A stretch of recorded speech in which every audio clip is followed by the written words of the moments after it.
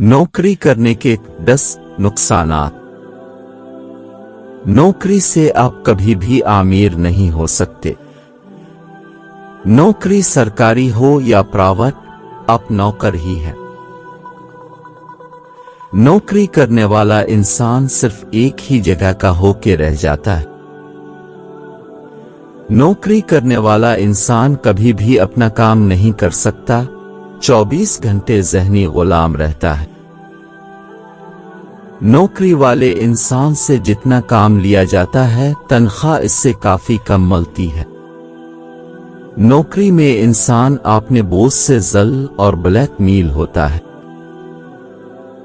नौकरी करने वाला इंसान अगर मर जाए तो उसकी फैमिली बेयारो मददगार हो जाती है, बहुत कम सपोर्ट मिलती है।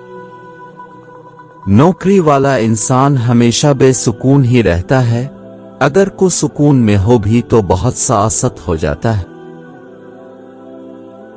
नौकरी कभी भी खत्म हो सकती है, इसलिए बंदा हमेशा बेचैन रहता है।